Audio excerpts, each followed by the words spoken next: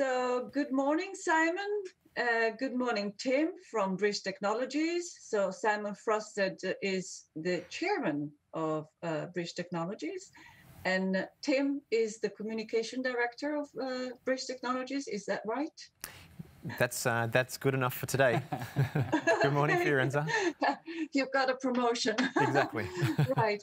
Well, we are welcoming both to our first edition of Xpresso Live, Tech Talks with Aroma. Oh yes, absolutely. And we have brought out our fantastic espresso just for the occasion. Well, you see, okay, great. We're ready. I love this. Yeah, it's already a good debut because I know that we share that passion for aroma, for espresso, and for adrenaline. Let's put it this way, right? So I would like to start talking about, really celebrating 15 years of business relationship and partnership. Oh yes. And it all started 16 years ago at NAB show. That is very true. And that was where we first met. Sorry, Tim. Back then, you weren't there with us. But what happened was that a common friend of ours, I won't mention his name, but you know exactly who I'm talking about, suggested that I should meet Simen Frostad. And I said, oh, really? Yeah, I think, you might need your services. I said, okay. So then he took me to the booth, and, then we walked to your stand, we shook hands, normal stuff. And I recall, I thought, wow, he's a tall guy and great, full of energy. Thank you, Fiorenza. And, it was very quick because then you said, okay, yeah, I don't know exactly what you're doing, Fiorenza, but, if you want to pitch your services, you have 5 minutes. All right. So then, in fact, I did manage to give you a 5 minutes pitch. And at the end, you smiled, we shook hands, and you said, we've got a deal. Well, that is the point that, 5 minutes led to 15 years. That's, quite extraordinary. Yeah, exactly. But I mean, that has been extraordinary. And from that on, we started together on a path of experimenting, innovating, even on the communication side, not only on the technology side. And it has been great. Right. So Absolutely. I'm really, grateful for that. And I've always, as you know, admired your leadership, your drive, your always being so open to anything new. We are blushing on this end, Fiorenza, so we need some color correction. Well, you are, obviously. You're getting the comments, so I'm sitting listening. No, but Tim, it's largely to your great work as well. And Yes. just to emphasize some of the most important things, because communications is all about trust. And communication first, if you going to have a communication partner, you obviously have to trust that partner, because establishing trust to potential customers, potential technology partners, and to the world in general is quite a hard thing, because obviously the first rule is you cannot lie.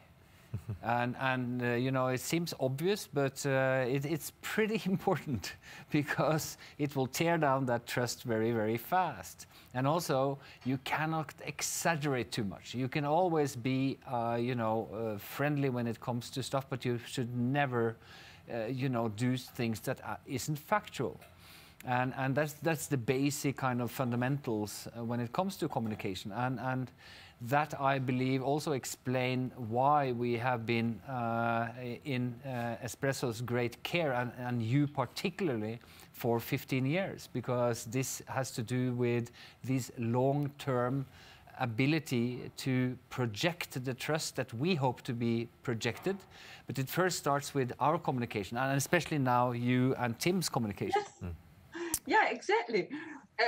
you know, which takes me, thanks a lot, Simen. I totally agree about the trust, and that's, you know, crucial.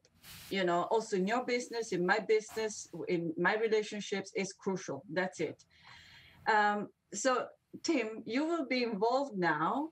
Let's see if we can go back to 8 years ago, and you walked in a pub in London, and Yep. it was at the end of TV Connect show. Yep. After a long day, you walked in a pub and you saw me sitting at a small table with Simen, and you joined another table with friends. Do you recall that?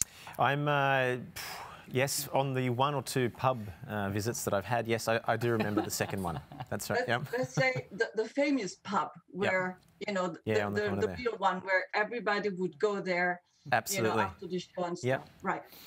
And it was between 3 a.m. and 4 a.m. Right? So at that point, probably you didn't realize, but something important was happening. And at that point in time, I was sharing with Simen my idea, my concept about starting a business in order to humanize PR and communications within the technology-driven business. And he gave me so much confidence that actually started being Xpresso Communication. That was in May or something. Yeah. And then on the 1st of June, I founded Xpresso Communications, thanks to Bridge support. And then from then on, you know, it has been a long path. Yeah, what a great story. I was wondering, Tim, if you recall that, because only later, I mean, back then, I didn't know that you would become such a big asset, you know, within our team. I don't think anybody did. And, I don't think anybody did. You know, and when I thought about it, I thought, wow, it was already announced.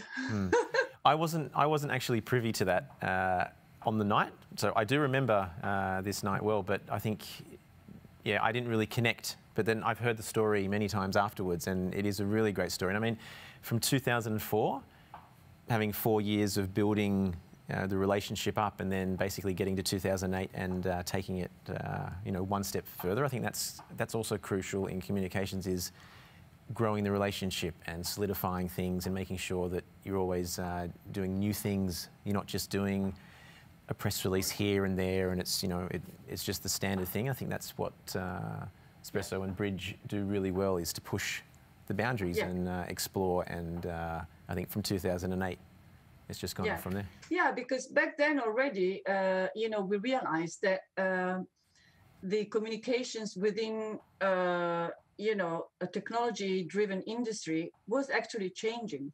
I mean, the landscape was changing. The press was changing. The digital communication was changing. New algorithms were added. And so then we realized that we were talking about a new ecosystem. And, you know, a press release, I mean, communicating by just a press release, addressing the trade press wouldn't be enough. No, but think about it, Firenza, because... Go ahead, sorry, Simen. As you said, the press release was mainly something that flourished quite well when there was tangible magazines where you had, you know, paper in your hand. And of course, the papers could not convey all the rich form of communication that you can do in certain degrees with, let's say, video presentations, with other means of actually getting the message out there. And that also means that it had to be kind of short.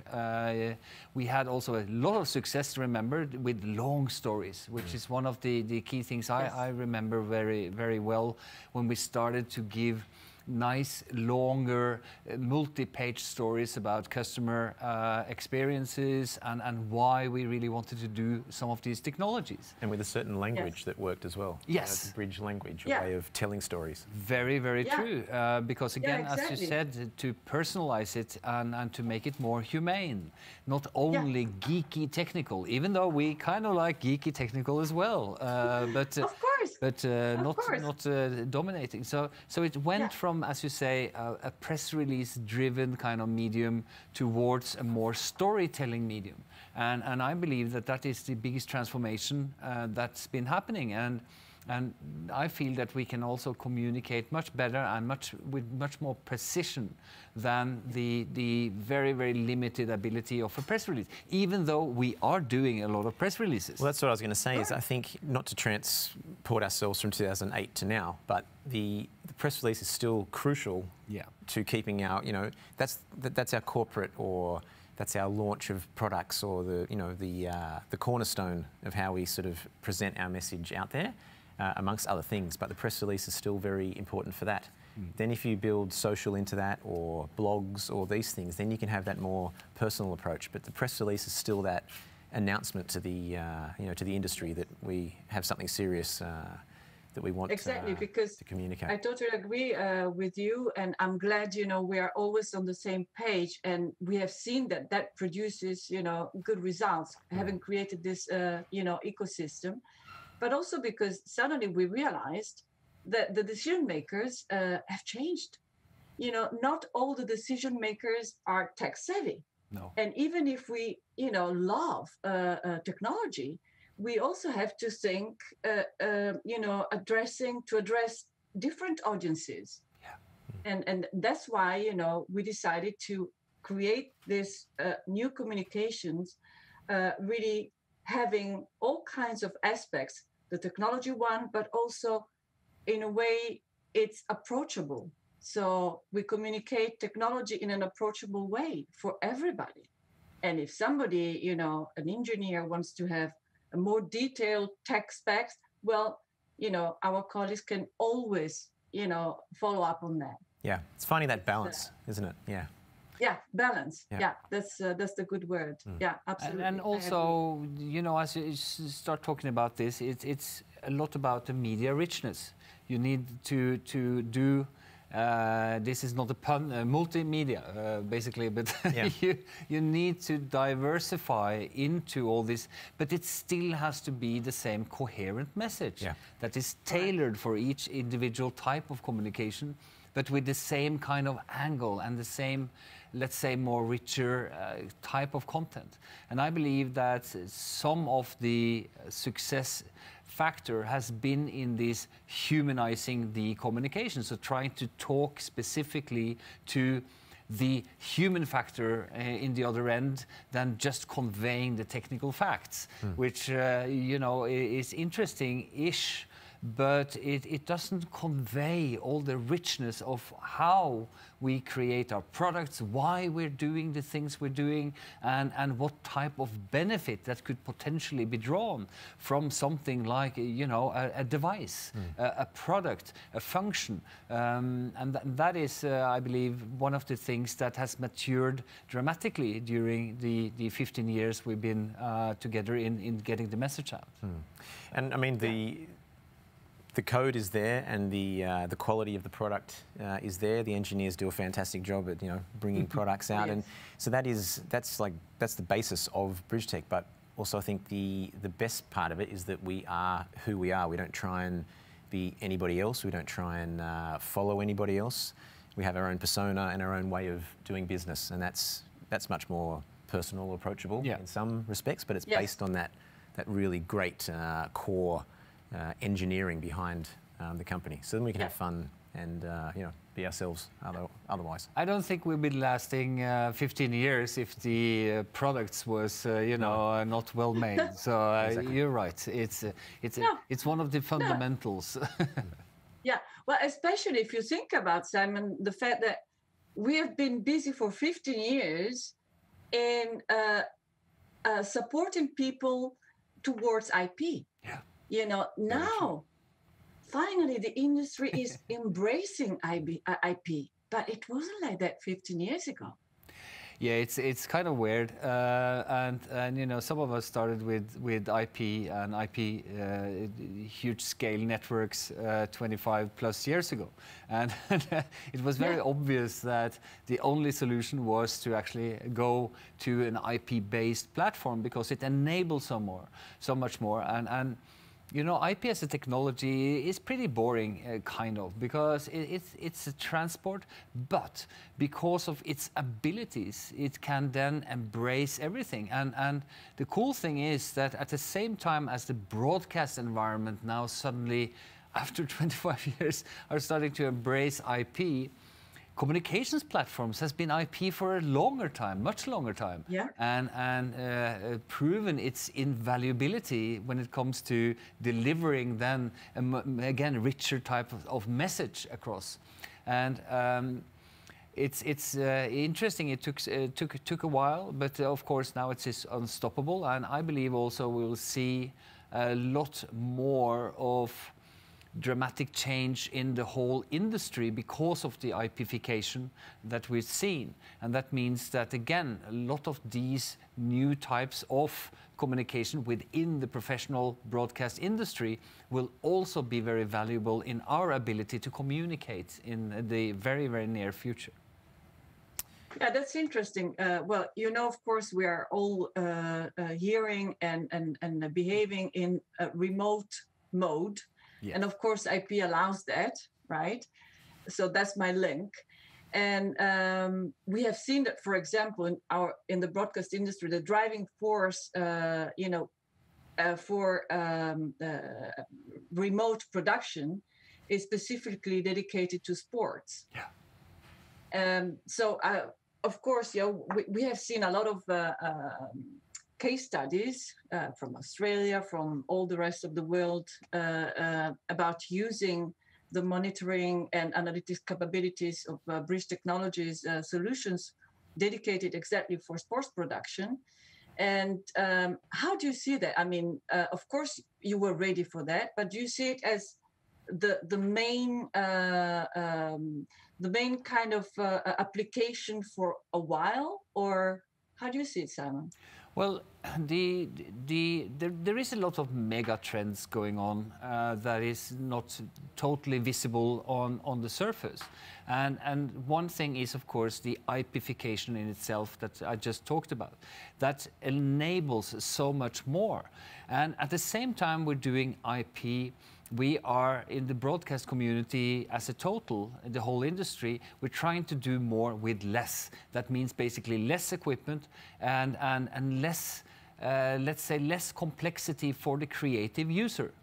The technology is actually more complex, but it enables users to be more free, to don't have to have a degree in engineering just to be able to utilize a lot of these technologies. And that means simplifying it for the individual user and the creatives in our industry. And less with or more with less equipment means that from only test and measurement, we have the last years borderlined pretty significantly into neighboring, let's say, industries within our broadcast community. Let's say like visualization.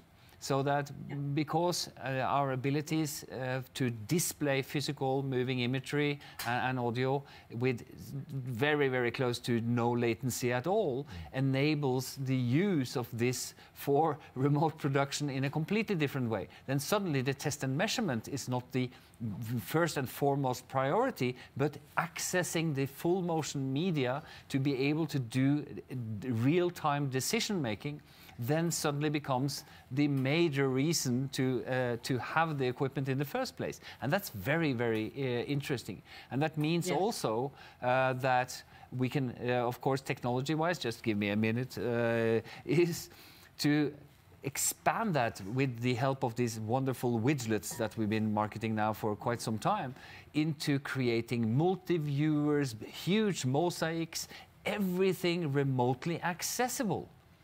And I just want to spin back and say that, you know, that has been quite a challenge if we go back and talk about both marketing and PR. Because suddenly you go from marketing a pretty vertical company, which is about test and measurement and analytics, into a much, much broader type of company which can solve much of the problems or let's say challenges when it comes to new types of doing business in the broadcast world, especially with the centralization of equipment, distributed type of productions, and of course remote production.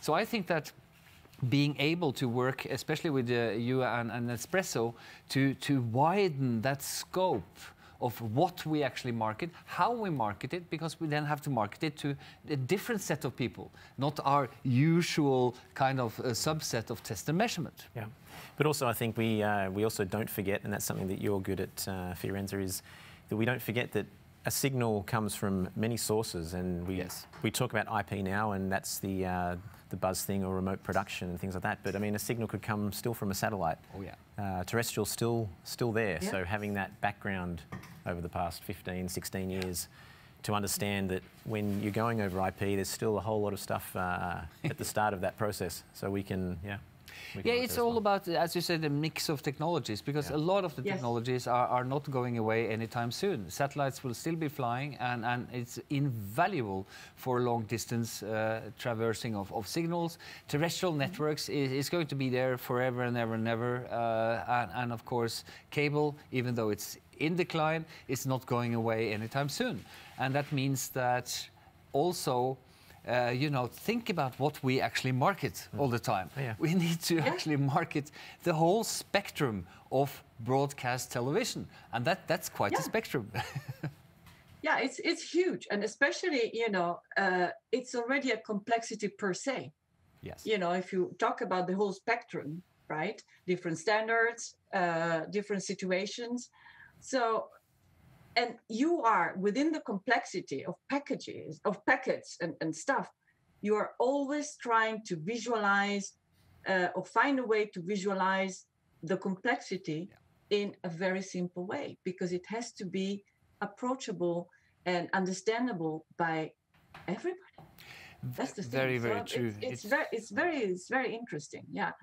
I believe so, and as you say, we are targeting a different, and that's not only for the broadcast industries, it goes kind of as a global phenomenon that, again, decision makers are moving out from their kind of silos into more broader understanding. So they may not have the expertise necessary to get all the targeted PR and marketing when it comes to the engineering part.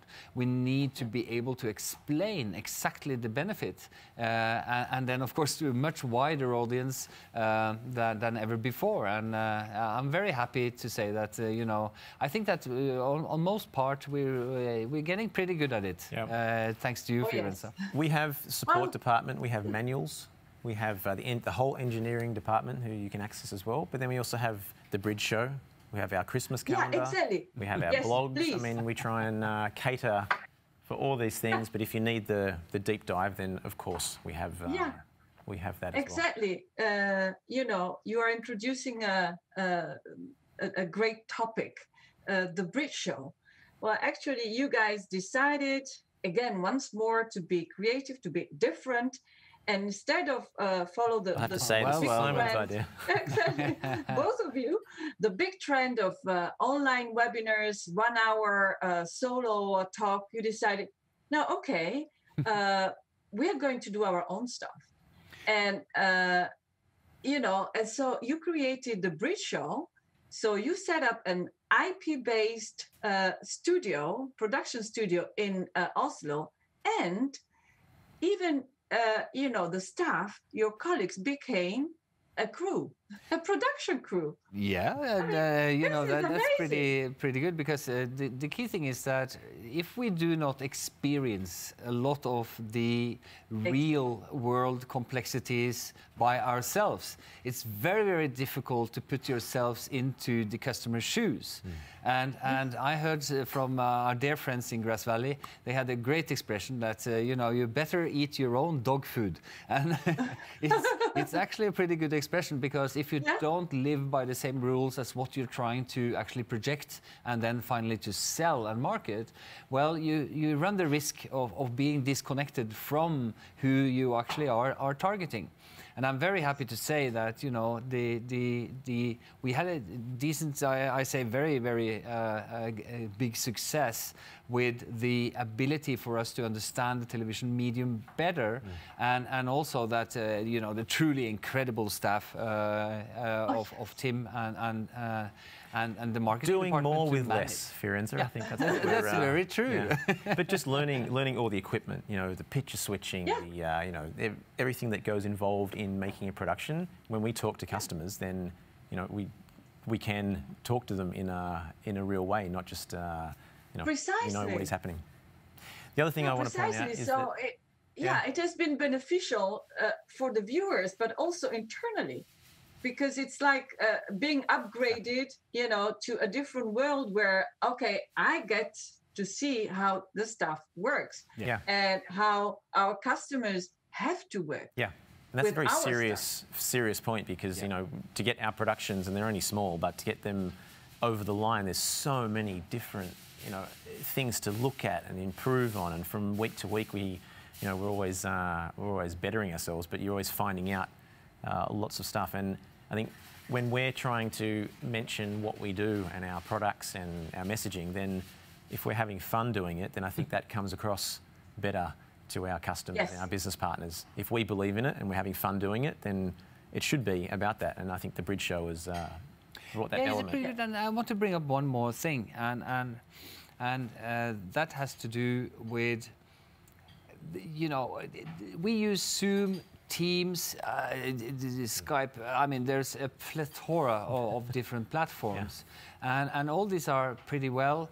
But, you know, we stopped using too much PowerPoint a while back, because death by PowerPoint is a kind of known term, and it does not any longer convey everything that we need to do. We need actually more humanized communication, which is not that static. And we feel that there's a lot of meeting fatigue, or especially remote meeting fatigue in the business, or in the whole global business, because everybody needs to do this right now. And we feel that trying at least to experiment with different formats has been very beneficial for us. I believe that more companies can do that with great benefit. Yeah. So if I may summarize, in fact, you did create a new narrative which is communicating, you know, in a candid way what you are doing, what you want to talk about. You involved business partners, you involved specialists, you involved anybody who had been in touch with Bridge Technologies for a different reason. And therefore, I would say, yeah, it's a new narrative. And the new narrative is now proceeding even with the Christmas calendar.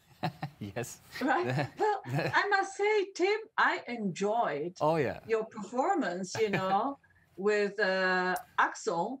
I mean... Thank you. It was, Bridgeman. Are you still surveying OTT? Well, you know, we got a lot of good answers out on the street there. A lot of people knew what they were talking about. So obviously our industry is using language that, you know, is for everybody. Well, you never know. Yep. It's also educational. Yeah. No, exactly. Now I might add the Christmas calendars. You can watch them every day at 9 o'clock, 9 a.m. on the Bridge Technologies YouTube channel, and that's my little PR point. Yeah, exactly. Bridge Technologies YouTube channel. Yeah. Yeah. Now that's good. So in fact, live and recorded. So I think it's great fun, and I thank you for this initiative, because, you know, again, behind the whole thing, it's a lot of creativity, and I think, you know, you guys both are working at that level fantastically. Yes. No, I would agree with that. We make a good team, and we have the real experts here, so we're very happy. So I guess, Simon, you knew already in that pub when we saw him coming in, that he would, create something extraordinary in terms of the Brish show and performing and having fun and something remarkable. Yeah, I think. Work to your strengths. It's very important because the world is full of content. It's full of communication. It's full of information, good or bad or whatever, but it's full of a lot of noise. And the only way to break through any form of noise is with something of consequence. If it's inconsequential, it has no meaning, and it should actually be, it shouldn't be there, but there's a lot of it. So we have to make, or try at least to make, and this goes not only for the ability to do marketing and PR work together with you, it goes for also our products and who we are and what we want to do.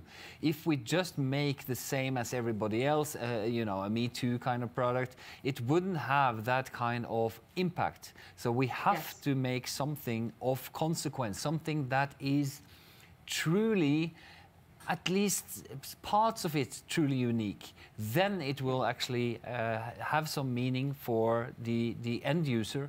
And we try, I've always tried for the last 15 years to do the same when it comes to the PRs and the marketing, because that is truly, I believe, who we are. Yeah, just the language used and the analogies used are fun. The other thing about the Christmas calendars, there is actually a serious point behind it, and there's a lot of fun involved and a lot of play on words and things like that. But it is to say, after a very long year, use December to bring a bit of a smile to people's faces, but also our business partners who obviously do a great amount of work, because we're all one big team, our business partners and you guys at Xpresso, to say thank you. But also hidden in there are some little gem tips about our new software release and our products, but it's all wrapped up in that way of having, let's have fun. We're in a creative industry, so there's no reason why we can't have fun doing it. Yes, I love that. And with this nice message about being creative in a narrative which is beneficial to many. We are going to wish everybody, Merry Christmas in a while. But however, I'm going to thank you both for being here, and till next time. Thank you very much. Bye-bye. And Merry Christmas. Merry Christmas. Bye.